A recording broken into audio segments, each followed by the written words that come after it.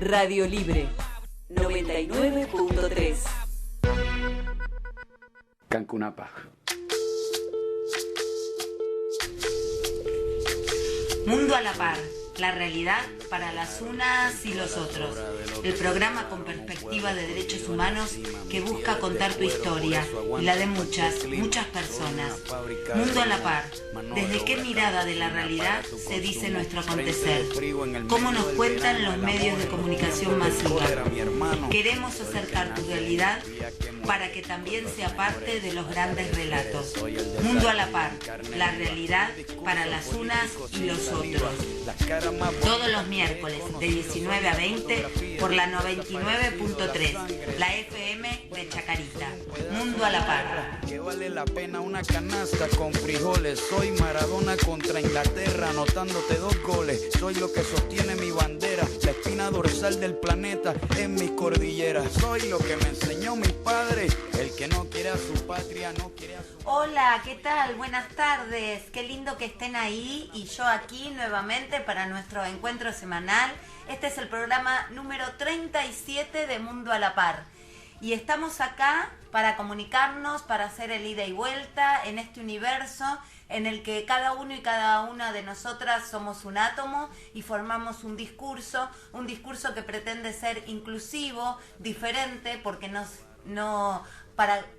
repite el relato único, porque nos incluye a todos y a todas, y justamente en esa ida y vuelta necesitamos la respuesta de ustedes, los comentarios, los saludos, las intervenciones, las opiniones, ya sea a favor o en contra, agregando algunos datos, sugiriendo algunas otras cosas. Nos pueden encontrar en todas las redes sociales, en Facebook, en correo electrónico, en Twitter, en todos nos van a encontrar como Mundo a la Par. Si es un correo electrónico tienen que poner @gmail.com, que se escribe Gmail. También nos pueden llamar a la radio si no usan computadora o si no tienen ninguna cerca. El número es 4551-9498. Estamos aquí en Radio Libre, en la 99.3. Nos pueden sintonizar por el dial y si no nos buscan con el TuneIn por internet, que también nos pueden escuchar a través del celular o a través de la compu, de la notebook.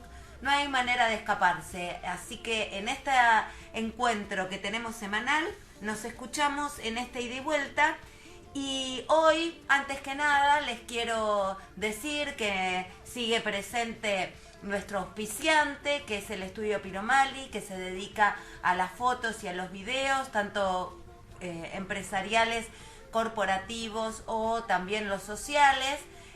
Tiene las últimas tecnologías disponibles como cámaras aéreas y otros aparatos que se usan en la actualidad para mejores fotos y mejores videos, y lo pueden contactar, sugerir alguna prueba, una muestra o pedirle presupuesto en info@estudiopiromali.com.ar. Estudio Piromali, Piromali con doble L. Y en el editorial del día de hoy, tras las noticias de estos días que siempre me surgen pensar en este mundo que es diferente, que va cambiando día a día y al que debemos adaptarnos, y como más que en ningún otro momento de la historia practicar la flexibilidad, ¿no es cierto? De esto de que lo que ayer era de determinada manera, bueno, hoy ya no es un uso o una costumbre hacerlo así. Los cambios se dan tan vertiginosamente que a veces nos cuesta un poco adaptarnos. Y hoy quería hablar, lo titulé a mi editorial Amores en Red o Enredados para que te amen, porque justamente escuchando estas noticias de este galán que había aparecido, que había estafado a algunas mujeres a las que conocía justamente a través de las redes sociales, Facebook específicamente, y que bueno, ahora varias denunciaron que después las estafó, que las enamoraba, que les vendía así un cuento como de rosas, esto de que a las mujeres nos alientan desde chiquitas a pensar en ese príncipe que va a venir a salvarnos y a rescatarnos, y él parece que sabía decir bastante ese discurso, y bueno, aparecieron muchas mujeres diciendo que las habían estafado, no solo económicamente, sino también emocionalmente, que creo que ese es un costo muy caro que se paga. Y también escuché algo como que ahora estaba prófugo esa persona luego de haberse paseado por distintos canales de televisión y haberse convertido casi en la imagen de, no sé, de un rockstar o de un galán. Por eso lo llamé galán cuando empecé, porque digamos, del hecho de que hubiera estafado a personas, terminó apareciendo en los medios y teniendo aire y teniendo cámara como el mejor de los galanes. De hecho, vi algunas comparaciones ahí que gente se preguntaba, pero como el galán no solía ser Richard Gere, por ejemplo, que justamente este señor de esos atributos en cuanto a belleza, pues no tiene los que antiguamente por lo menos se consideraban como atributos de belleza masculino, pero los tiempos cambian, pueden modificarse también esos patrones que siempre son muy subjetivos y son impuestos por la sociedad. La cuestión es cómo se modifican los paradigmas, como para que alguien que está cuestionado por estafar a la gente, de un día para el otro se convierta en una persona que tiene aire, que ocupa espacios en el prime time, en canales muy vistos, con gran audiencia, para contar, no sé, cómo realizaba sus fechorías, que de hecho algo de verdad tendrían si es que la persona ahora está prófugo. Bueno, más allá del hecho en sí, que eso lo resolverá la justicia y dirán lo que tengan que decir las partes intervinientes, voy a esto de cómo se dan en la actualidad las relaciones a través de las redes sociales, que eso sí es algo que se va instalando cada vez más y que muestran la modificación de los tiempos que corren. Y si bien en un momento las redes sociales parecían ser el lugar de las personas desahuciadas, ¿no? Como empezaron en sus momentos con el Yo me quiero casar y usted de Roberto Galán, o a lo mejor esos llamados telefónicos que se daban y la gente llamaba porque no tenía con quién estar, y eran como esas personas que parecía que, no sé, que nadie las quería, que no tenían amigos, que bueno, no tenían dónde caer, entonces iban ahí a un programa y bueno, había 3 y bueno, había que elegir a uno o a una.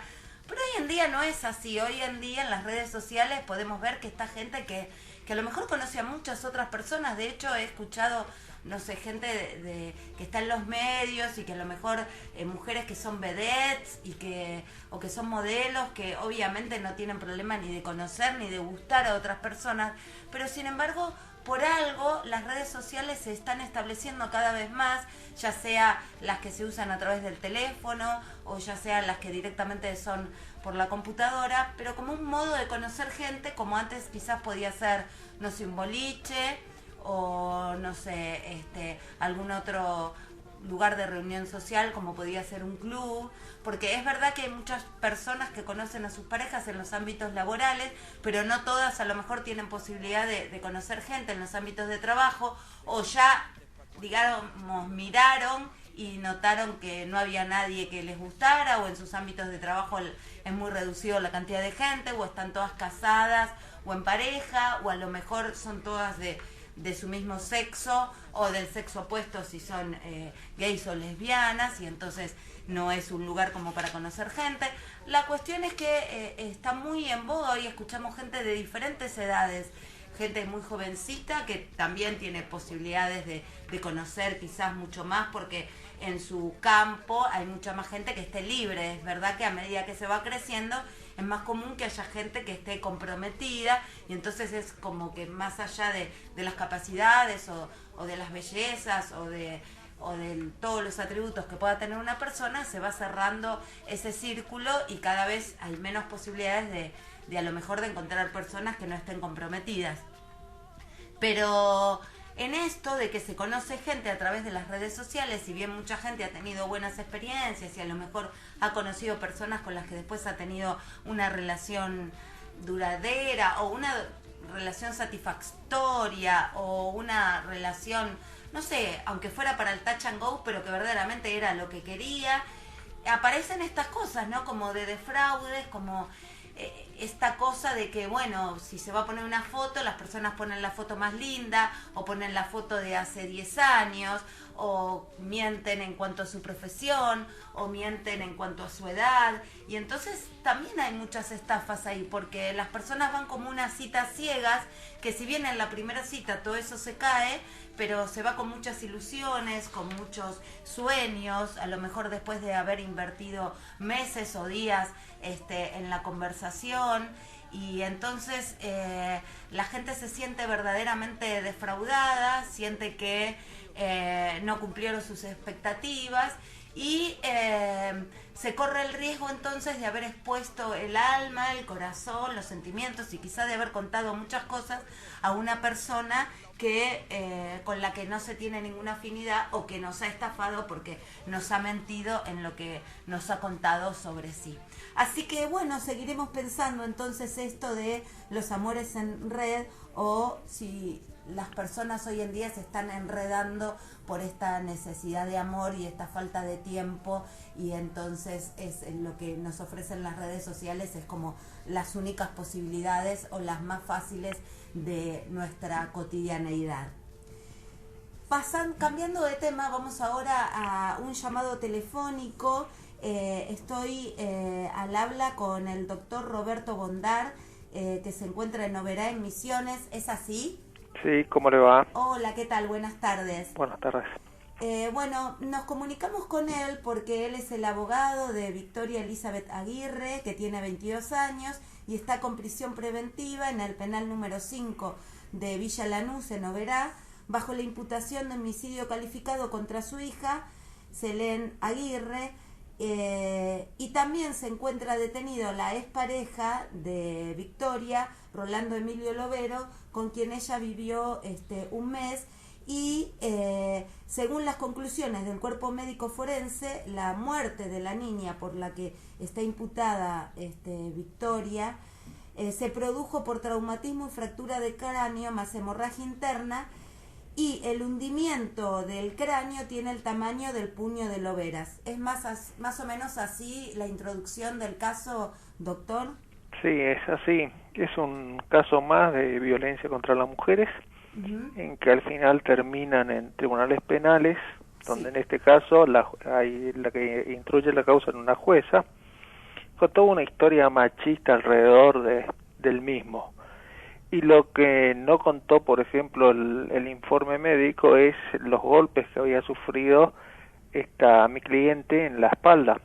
Ajá. Que se manifestaron en que recibió una violencia extrema aproximadamente durante 20 días, y en una de estas palizas que recibió Victoria, uno de los golpes lo terminó matando a su hija.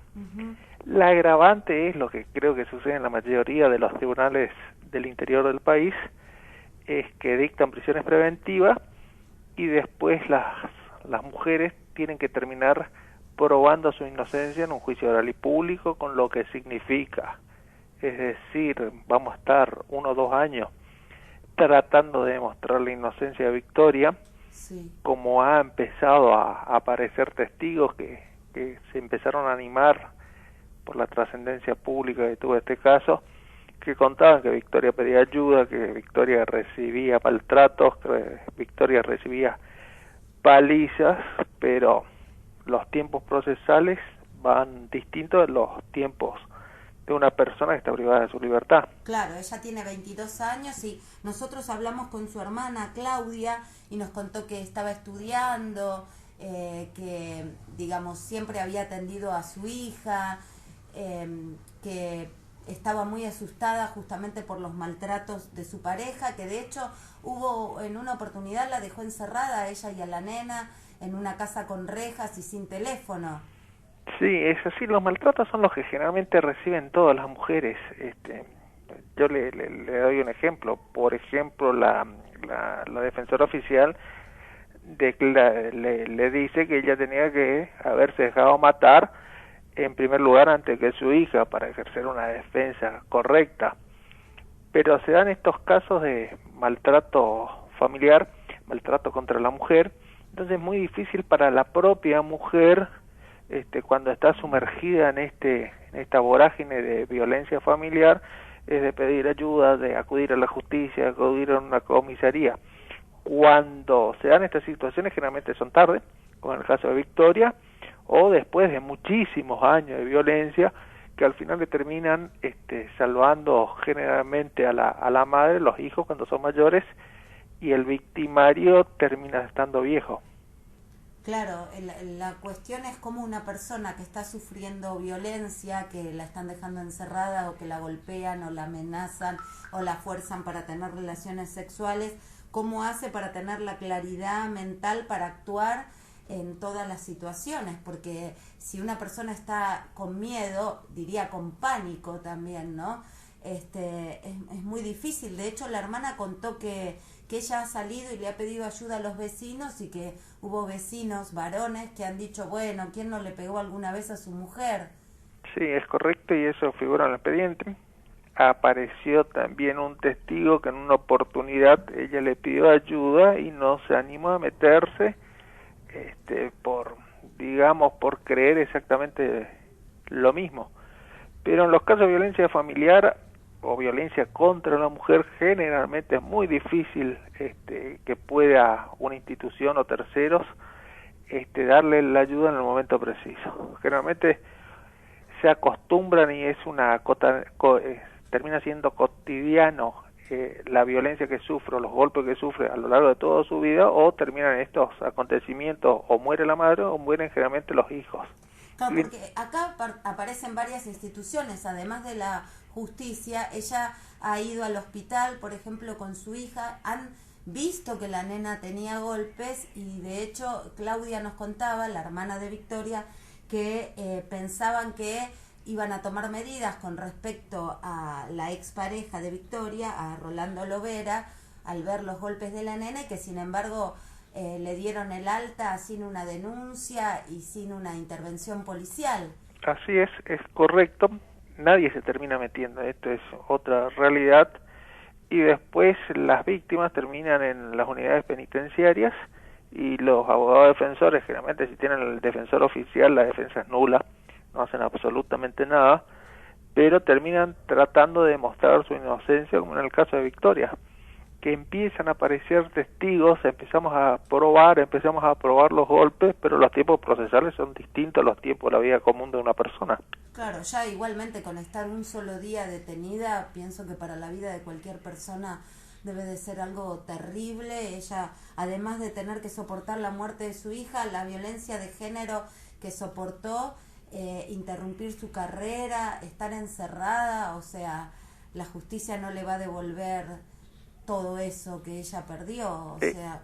Es totalmente otra vida. Al ingresar ya a una unidad penal, terminar los estudios, va a ser otra Victoria cuando recupere la libertad. Generalmente también se va a dar otra situación que va a ser muy difícil volver a reinsertarse a la sociedad. Claro, más en una provincia, ¿no? Sí. Donde todos a lo mejor en un pueblo conocen la historia, imagino. Sí. En estos casos lo que se lucha es con los propios tribunales, claro. De tratar de demostrar, ¿no?, que la justicia o el fiscal traten de demostrar la culpabilidad de Victoria, sino en los casos de violencia de género, en este caso en que termina muerta una persona, generalmente el bebé, nosotros tenemos que demostrar la inocencia de Victoria. Pero igualmente, ¿qué inocencia tendrían que demostrar si está comprobado que la medida del puño en el cráneo de la nena es de su expareja? Quiere decir que entonces no fue el golpe dado por la madre. ¿Ella qué inocencia tiene que demostrar? Es así, están esperando que se clausure la instrucción y se eleve la causa de juicio. Pero además también hay pruebas testimoniales, por ejemplo, que demostraban que los golpes que tenía en la espalda mientras estaba detenida Victoria eran productos que ella protegía con su cuerpo los golpes de su pareja. Claro.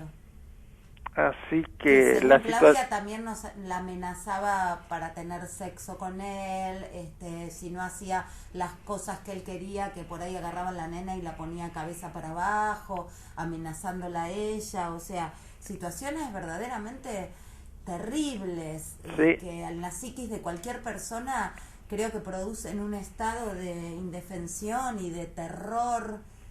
Sí, el psicólogo que le recibió demostró que sufría a la larga el síndrome de Estocolmo, que al final cree que es normal la violencia que recibe, solo que en este caso terminó con la muerte de su hija.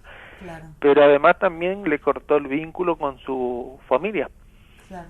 Así que es un combo de violencia en que está sumergida la mujer, y esto lo puede todos los que hemos tratado casos de violencia, que al final le termina pareciendo normal los golpes, el maltrato, las violaciones, y cree que esto es normal Claro, porque no se asume como víctima. Claro, no se asume, termina creyendo que no tiene culpa, quizá. Claro, hasta puede sentirse culpa. Cuando lo sacan en esta situación de extrema maltrato, se da cuenta recién ahí. Pero cuando está sumergida, cuando una persona es víctima, es muy difícil salir. Claro, y digamos, Oberá, que es donde se produjeron los hechos, ¿no es cierto? Sí.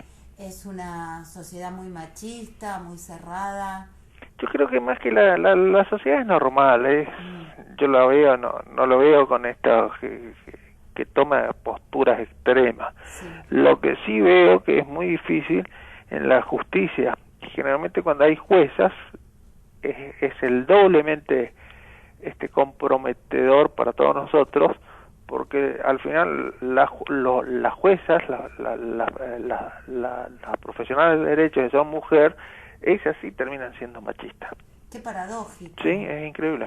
¿Será por esto de que el amor maternal se supone que también es un mito, ¿no? Que tendría que ser algo tan elevado como para suplir cualquier situación que esté pasando una persona?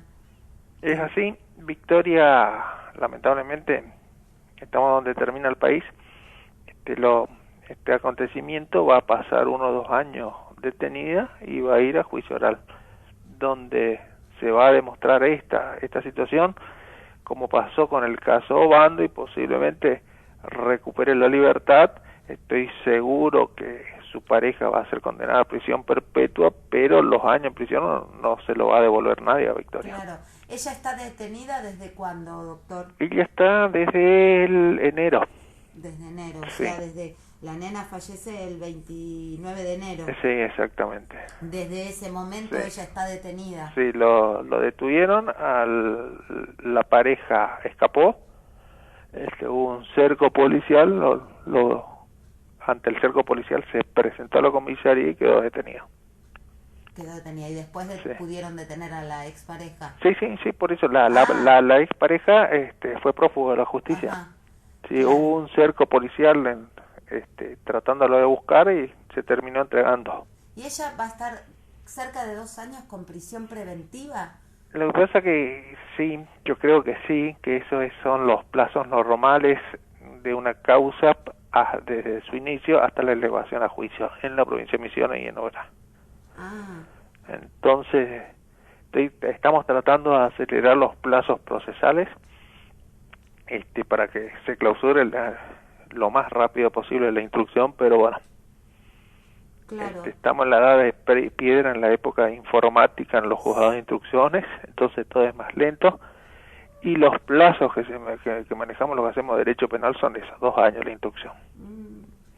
De hecho, Claudia también nos había contado, la hermana de Victoria, que Victoria solía llevar a la nena al hospital porque a lo mejor tenía broncoespasmos o algunos otros episodios, y que se podía ver la atención que ella siempre tenía con su hija, o que si alguna vez la nena no estaba bien porque tenía un pequeño retraso madurativo, a lo mejor pedía otras fechas para los exámenes por cuidar a sus hijas.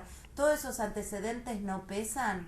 Sí, todo eso estamos tratando de probar, empezamos a probar con prueba testimonial. Es correcto lo que usted dice. La hija de Victoria había sufrido un virus intrahospitalario en el momento del embarazo, que salió con un retraso madurativo. Victoria no solamente pagaba una obra social, sino pagaba 2 obras sociales. Y los acontecimientos médicos, está totalmente probado que era una madre diligente. Es más, empezó a estudiar magisterio para saber tratar a los chicos relacionados con su hija. Pero bueno, esto no lo tiene en cuenta la jueza, como no lo tiene en cuenta los golpes que sufrió, no lo tiene en cuenta la prueba testimonial que estamos aportando continuamente relacionado con el caso. Y bueno, estamos, como le digo, estoy esperando y acelerando los plazos procesales para clausurar la instrucción y que este caso se ventile en un juicio oral y público. ¿Y el papá de la nena, el papá de Selén? Ella vivió, también toda la familia está trabajando en el caso. No digo el papá de Victoria, sino el papá de la nena que falleció, el papá de Selén. Nunca se hizo cargo. Se hizo cargo la madre y su familia. O sea que ella ha criado sola a esa nena. Sí, exactamente. Claro, y con su familia, lógicamente, con padre y madre. O sea, porque veo que tiene también el apellido de ella, y sí. Si bien ahora el código tiene una apertura en cuanto a eso, no hace 2 años cuando nació la nena, o sea que esto también es a favor de la mamá, ¿no? Que se hizo cargo sola y también con una familia que la contiene, y de la que también nos contaba Claudia, él le rompe el celular justamente para evitar que ella tuviera contacto con esa familia, que hubiese sido su contención en esos momentos tan difíciles. Sí, es contención y ayuda, y es correcto lo que usted dice, y es correcto lo que contó la hermana. Sí. Y contan el expediente. Claro. Sí. Bueno, la verdad que duele que, no sé, después del Ni Una Menos, donde se supone que las cosas en el país empezaban a cambiar, o que por lo menos íbamos a mirar con otros ojos, ahora que un poco está más visibilizado el tema de la violencia de género, pero que bueno, la justicia venga caminando tan atrás de esto, ¿no? Porque tener una mirada de género es esencial, si no es como que no se puede entender el problema en su dimensión. Sí, yo no logro entender cómo una mujer puede salir cuando es víctima de violencia de género, porque generalmente trato sobre los acontecimientos finales, Sí. Pero me parece muy difícil, pero realmente una mujer que reciba violencia de su pareja que pueda acudir a alguna institución a pedir ayuda. Generalmente es imposible para mí esto, a pesar de la mirada favorable de la sociedad en estos casos, porque todos estamos en contra de la violencia, Sí. pero que las mujeres, y un porcentaje muy grande, sufren violencia de género, es una realidad. Sí, es una realidad, por eso es necesario que las distintas instituciones, la justicia, los medios de comunicación, los hospitales, hubo determinados momentos donde ella se cruza con gente que debería de haberla ayudado y que tiene la obligación profesional, moral y ciudadana de haberla ayudado. Por ejemplo, cuando va con su nena y constatan los golpes, ahí digamos el hospital tenía, y los profesionales que la atendieron tenían la posibilidad de ayudarla para no llegar a este extremo. Es así, es correcto, y le doy otro acontecimiento. Cuando la revisa el médico policial, no constata los golpes que tenía Victoria en la espalda, porque le parecía insignificante haberle revisado completamente a la madre, sino le hizo unas preguntas de rigor, y las que constatan los golpes que tenía eran las compañeras de celda y el personal femenino de donde estaba detenida. Sí, por eso falta tanto todavía. Sí. Es realmente, bueno, son esas cosas que duelen tanto. Bueno, esperemos que los plazos se acorten. Desde aquí el micrófono para ustedes y para la familia también de Victoria. Le agradecemos el contacto y seguimos entonces luchando porque sea un mundo más justo, y especialmente por los derechos de las humanas, que a veces no son tan contemplados como los humanos. Así es, son los derechos de las mujeres que van a tener que luchar. Un abrazo. Bueno, muchísimas gracias. Buenas tardes. Bueno, hablamos entonces con el doctor Roberto Bondar, que está a cargo del caso de Victoria Elizabeth Aguirre. Vamos entonces a escuchar un poquito de música para relajarnos de la angustia que nos dan estos temas. Vamos a escuchar un tema musical árabe que es realmente muy hermoso, que se baila con velas. Y bueno, esperemos que sirva para relajarnos, si bien seguiremos trabajando y pensando en estos temas. Pero bueno, para tener más fuerzas para hacerlo con la mente clara y con la misma pasión de siempre.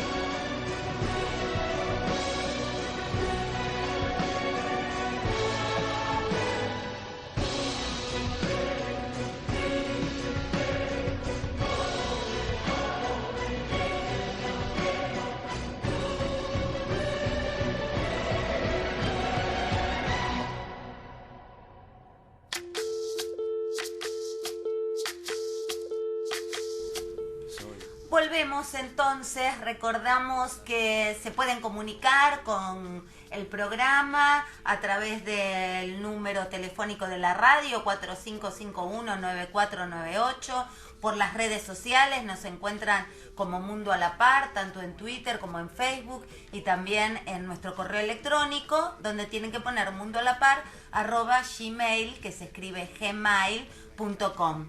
El número de la radio para comunicarse con nosotros es el 4551-9498. Nuestro auspiciante es el Estudio Piromali, que se dedica a las filmaciones y los videos y las fotos, tanto empresariales como sociales.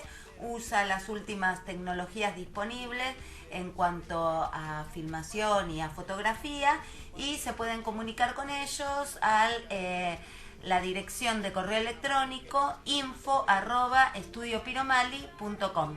Piromali con doble L. Les cuento entonces un comunicado de la Fundación Petizos. Hemos estado hablando, si recuerdan, con Gastón Helblum, que es de la Fundación Petizos y que están en la agencia de noticias de los niños de Argentina y de las niñas, que cuentan la realidad y su contexto desde su mirada.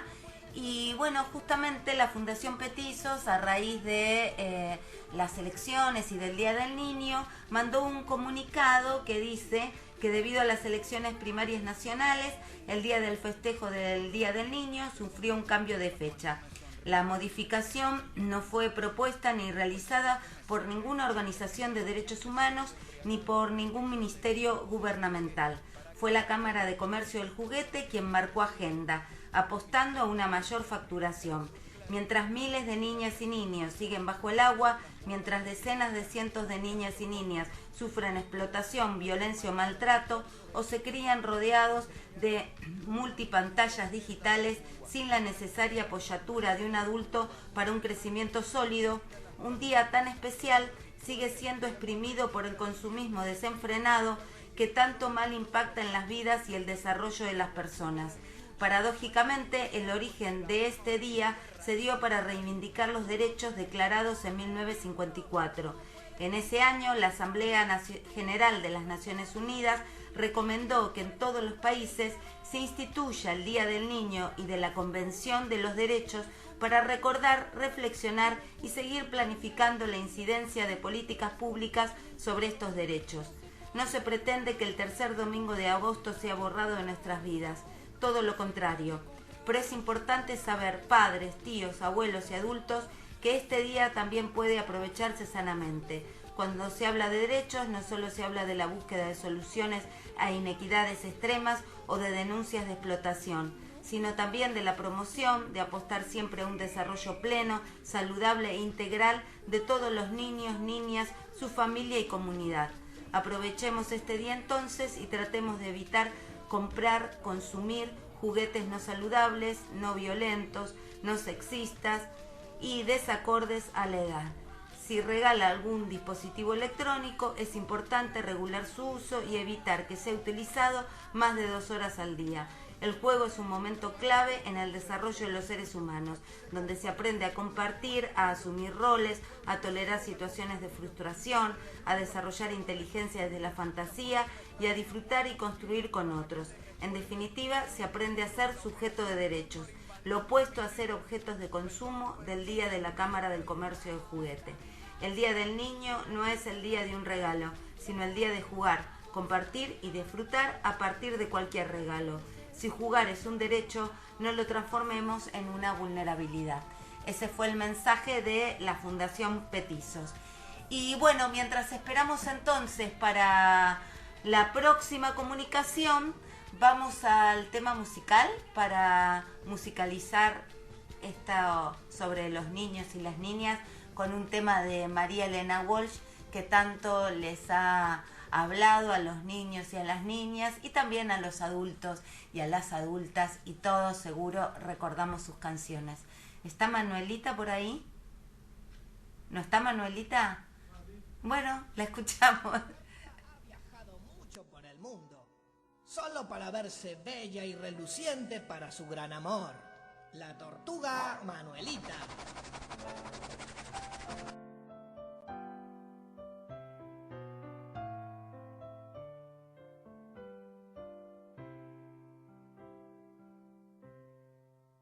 Manuelita vivía en Pehuajó, pero un día se marchó. Nadie supo bien por qué. A París ella se fue, un poquito caminando y otro poquitito a pie. Manuelita, Manuelita, Manuelita, ¿dónde vas con tu traje de malaquita y tu paso tan audaz? Manuelita una vez se enamoró de un tortugo que pasó. Dijo, ¿qué podré yo hacer?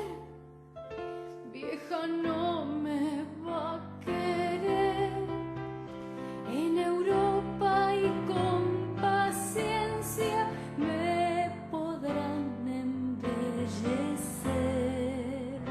Manuelita, Manuelita, Manuelita, ¿dónde vas con tu traje de malaquita y tu paso tan audaz?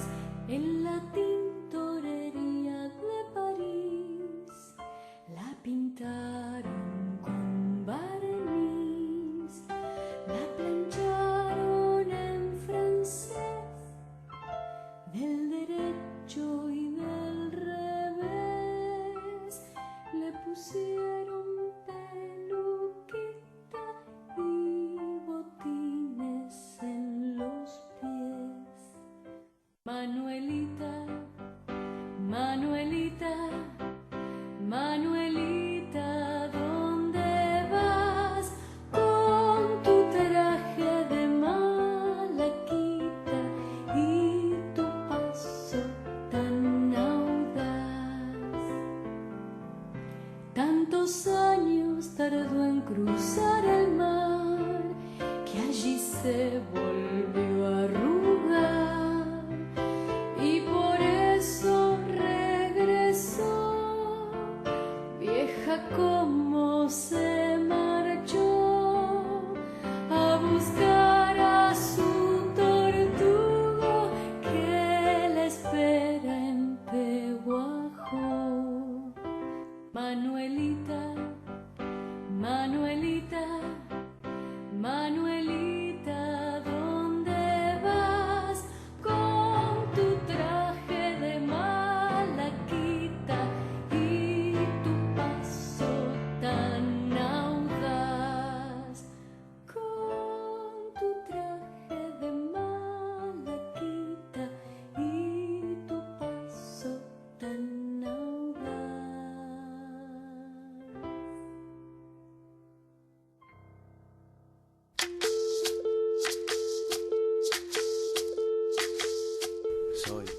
Bueno, y escuchamos por María Elena Walsh, esa genia que ya nos contaba la historia de Manuelita, ¿no?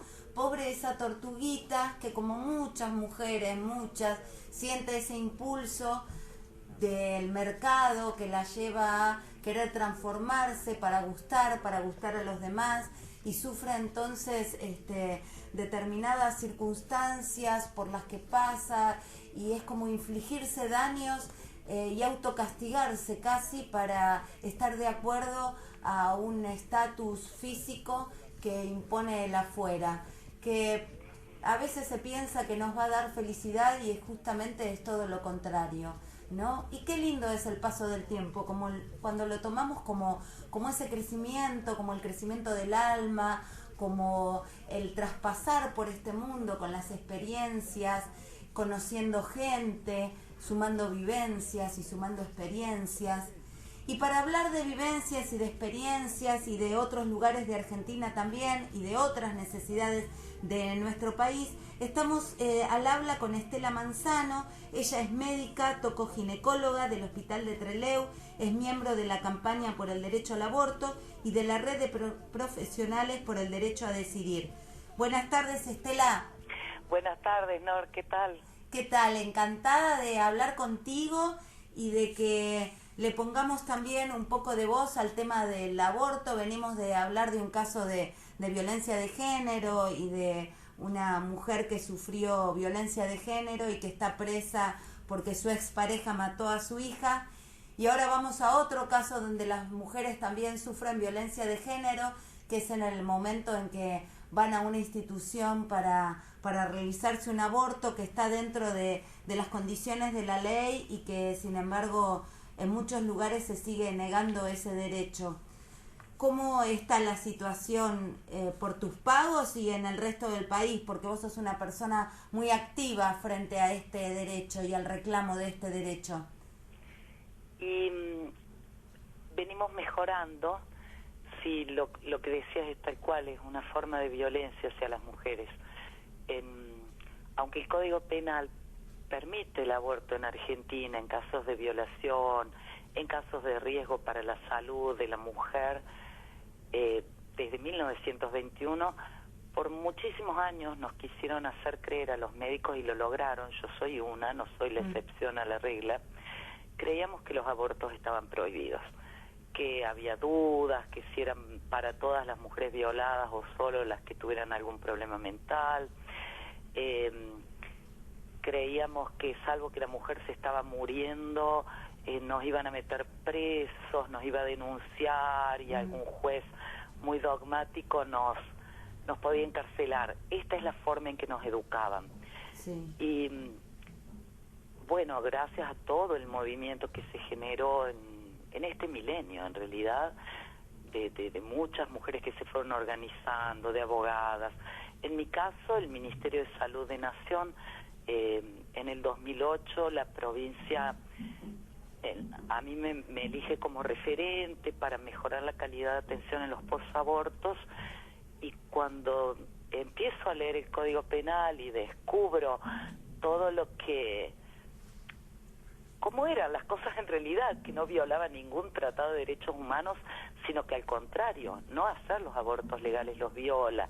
Claro. Y fue como descubrir que había sido ignorante y que aún no habiendo estado nunca en contra, no los hacía por temor. Entonces hubo como un quiebre en mí y nos viene pasando muchísimos médicos. Pero claro, si uno lo piensa, han pasado 8 años en mi caso, para otros 5 desde que han empezado a oír, para otros desde el fallo FAL, desde el 2012. Sí. Entonces, tiene que haber realmente todo un cambio que nos va a ser un proceso. Yo sé que nos va a llevar tiempo, pero ya en la red de profesionales somos como 800 profesionales en todo el país. Se siguen sumando personas que no queremos estar del lado de negar derechos. Hacemos abortos legales, no hacemos abortos clandestinos, hacemos abortos gratuitos en el hospital y reconocemos el derecho a la autonomía de la mujer, que esto es la base de los derechos humanos, ¿no? Pero claro, uno lo piensa y si estaba prohibido ligar trompas hasta el 2006 en el país, y esto previene abortos. Hasta estábamos acostumbradas las mujeres que ligarnos las trompas para no tener más hijos o ningún hijo era un delito.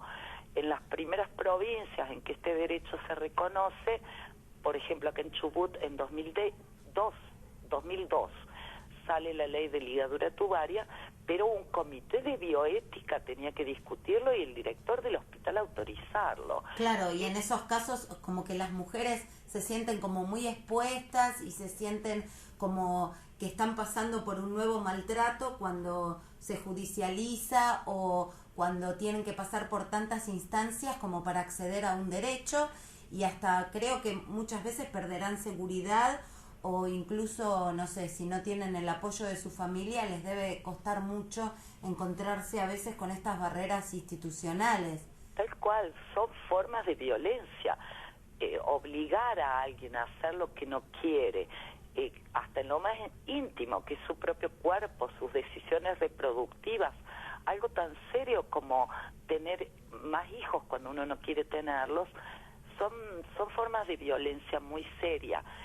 Tanto que nos liguen obligatoriamente las trompas en contra de nuestra voluntad, o que nos obliguen a abortar, o que nos quiten un hijo y nos obliguen a darlo en adopción, que también una vez en la práctica veo mujeres de 40, 50 años torturadas pensando dónde estará su hijo, claro, que allá en la adolescencia les quitaron.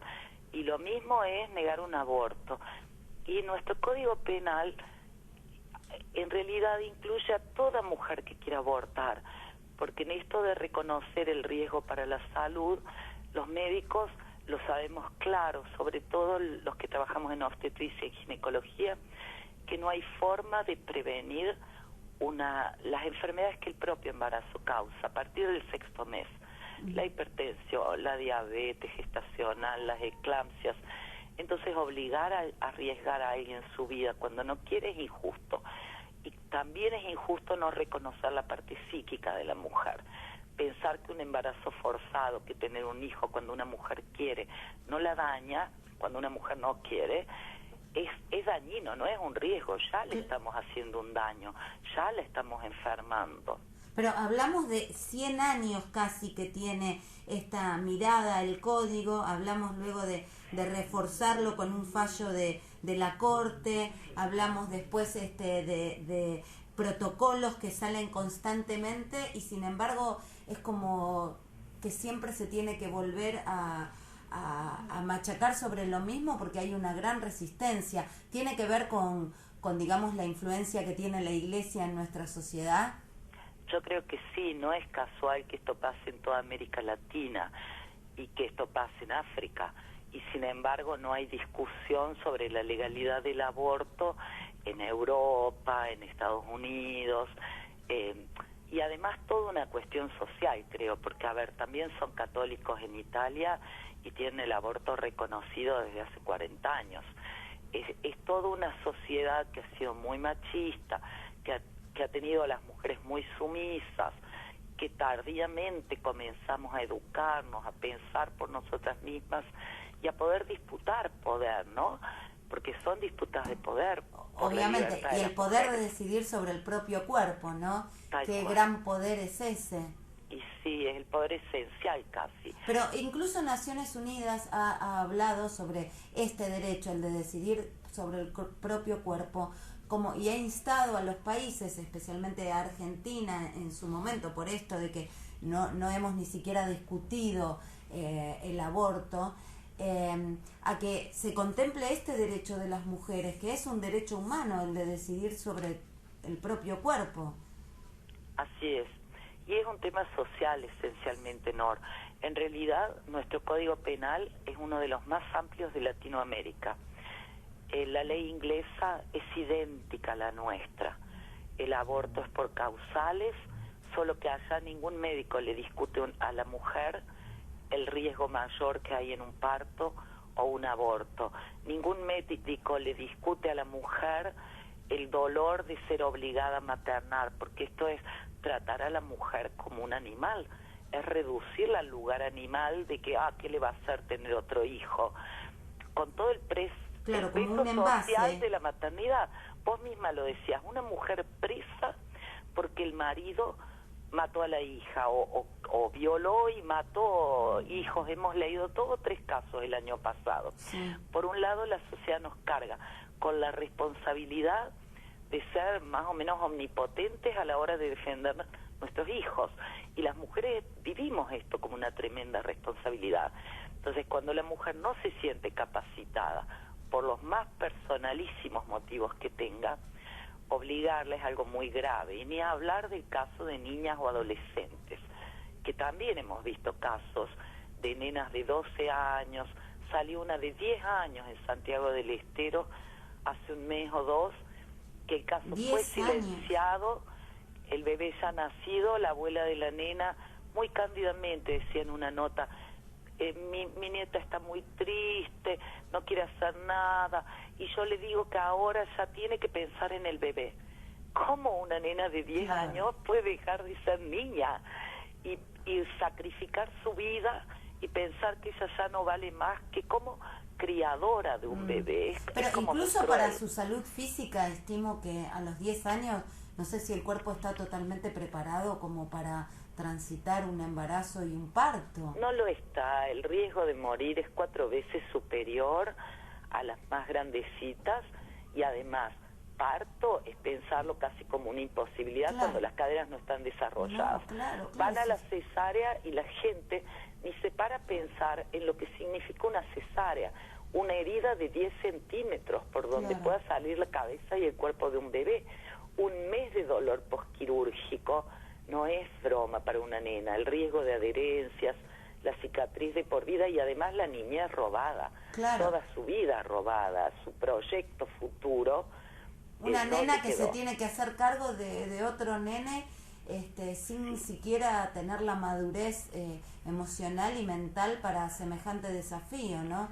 Sí, yo creo que nosotras tenemos que seguir hablando mucho de esto. El nuevo protocolo del Ministerio de Salud realmente es muy lindo, porque nos dice a los médicos que la única que puede decidir el riesgo que quiere correr para su salud, su vida, su psiquismo, es la mujer. Claro, dejen claro esto de la salud psíquica, ¿no? Que también es algo que antes se dejaba de lado y entonces era un punto como para evitar el aborto, y ahora la mujer, esto de la salud psíquica es como que está más en su tutela, en su decisión, decir. Claro, es reconocer que somos humanas, que tenemos psiquismo, que las cosas nos duelen, que no es una cuestión menor tener un hijo.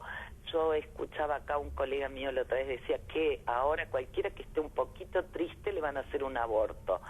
Y yo le digo, bueno, un poquito triste a mí me puede poner, qué sé yo, que me hicieron un mal corte de pelo, que encontré 3 semáforos en rojo, que se me quemó la comida, aunque a veces esas cosas me molestan mucho.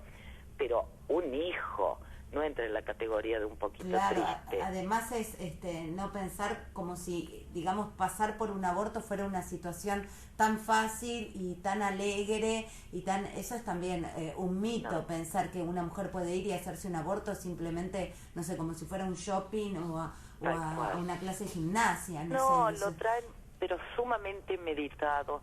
Las mujeres que llegan al consultorio, en mi caso, el 90% que veo, llegan absolutamente tranquilas, convencidas de que no tienen otro camino, muchas diciendo, yo no estoy en realidad a favor del aborto, pero en mi caso no puedo hacer otra cosa. Claro. En este caso,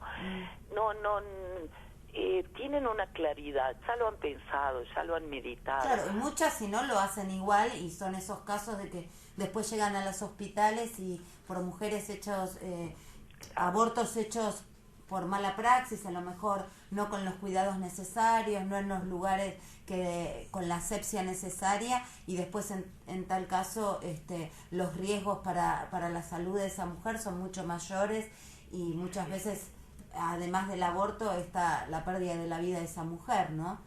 Así es, que son muertes evitables. Murieron porque alguien les negó un derecho, Claro. un derecho a cuidar su propia salud.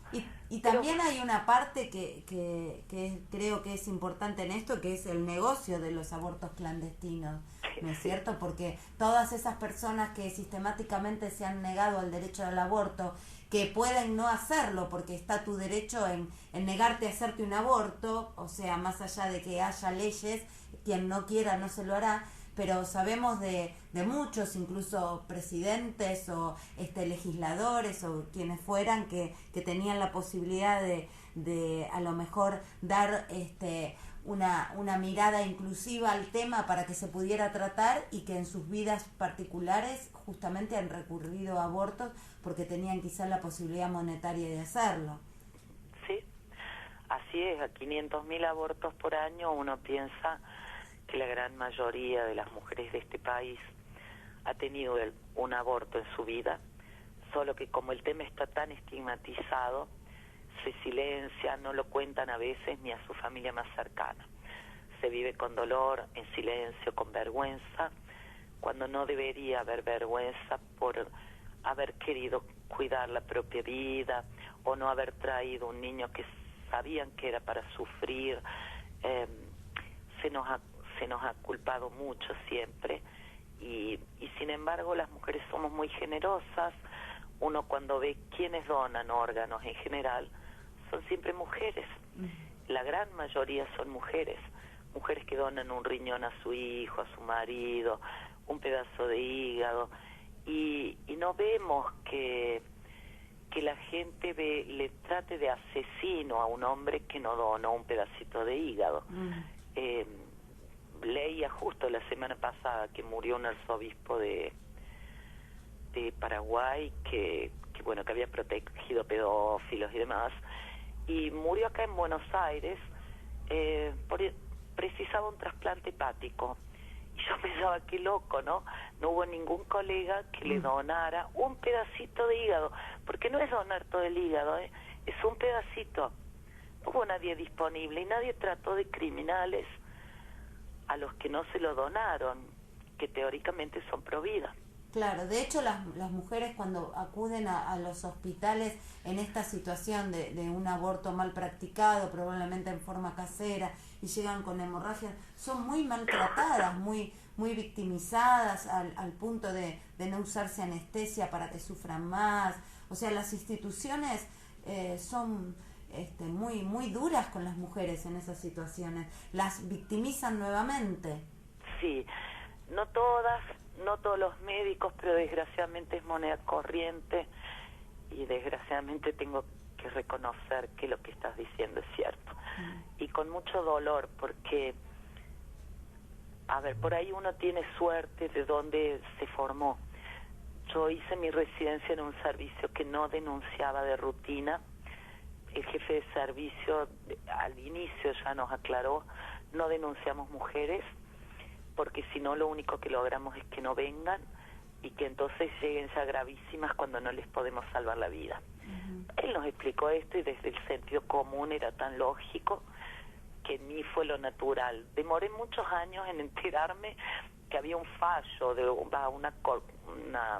ay, no me sale la palabra, algo que hacen los jueces cuando se juntan todos, bueno, que es el caso Natividad Frías. Ellos hacen como un acuerdo, acordada se llama. En 1960 rechazaron el caso de una médica había denunciado a una mujer que se había provocado su propio aborto, Natividad Frías, y bueno, y correspondía cárcel según el artículo 85 del Código Penal. Y los jueces plantearon que esto no correspondía porque los médicos nos enteramos de estas cosas de una forma peor que una confesión. Acá está prohibido en este país exigirle a alguien, el artículo 18 de la Constitución dice, nadie está obligado a declarar contra sí mismo. Sí. Y nosotros, los médicos, tenemos algo que es más valioso que una declaración o más grave como prueba, que es revisar el cuerpo de la persona. En las personas antes, cuando no había misoprostol, quedaban las marcas de las pinzas con claro, que les habían metido una sonda o algo. O la confesión de la mujer que está llegando ahí porque no tiene otra opción, claro, si no se va a morir. Entonces esto ya es algo... Hola.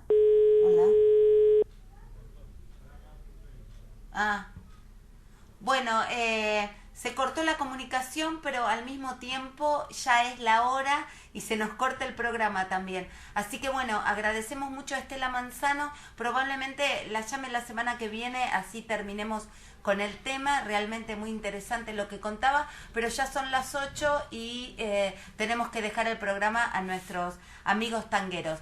Nos escuchamos la semana que viene, que tengan un hermoso fin de semana y chau.